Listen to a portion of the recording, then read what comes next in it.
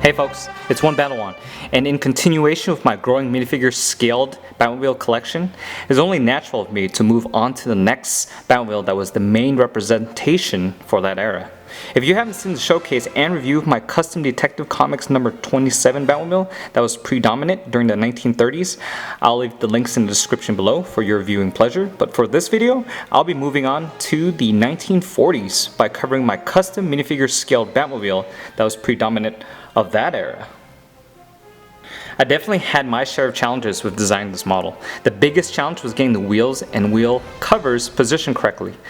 The good news is after hours of trial and error, I was still able to accomplish this and still able to have the wheels spin freely. The trick was to have the wheel covers built snot style and have them attached using jumper plates. This technique was used in the front and rear.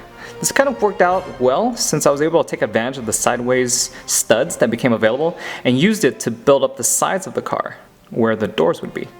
However, not everything worked out so smoothly since most of the lower section of the body of the car was built sideways. This meant that a minifigure wouldn't attach in the traditional method. Instead, the figure attaches sideways with the connection point on the feet.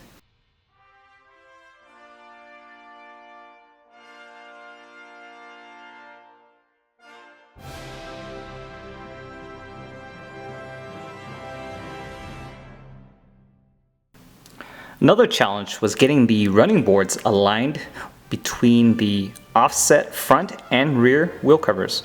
I originally used a 2-plate thick design that incorporated some grille texture, which I liked, but what I didn't like was how low it hung beneath the car due to the 2 plates of thickness. I remedied that by using just a single 2x4 tile piece that's attached upside down. The connection strength isn't all that great since it's just attached by a single stud pretty much, but I'm much happier with this design. I'm not completely satisfied with the bat fin design, and it may be something I revisit later on, but it serves its purpose for now.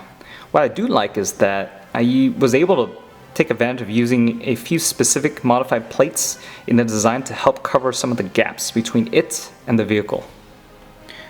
I used this one-piece windscreen with some trans-clear bricks to simulate the separated windows, but this ended up being a much more simplified representation.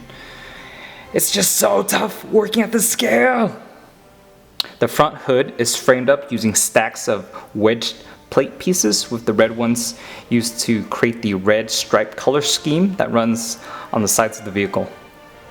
The bat insignia is brick-built, which includes yellow cheese slopes to represent the bat's eyes. And for now, I'm content with the design, but I may revisit this in the future as well.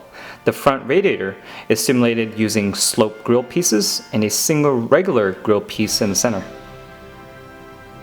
On the back, I used different combinations of curved slopes and regular slopes to get the right amount of curvature coming from the top and going down to the rear of the vehicle.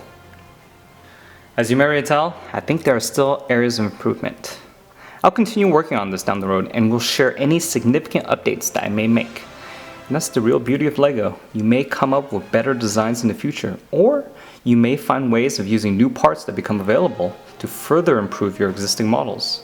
Anyways, if you're interested in purchasing the LDD or building instructions for this, I'll leave the information in the description of this video to where you can purchase that. Please let me know what you think of my custom 1940s Batmobile by leaving a comment down below. It looks like I still have a few more eras to cover, so please stay subscribed with notifications turned on if you haven't done so already, if you are interested in seeing more custom Lego minifigure scale Batmobiles based on different eras of the Batmobile history. This is One Battle signing out.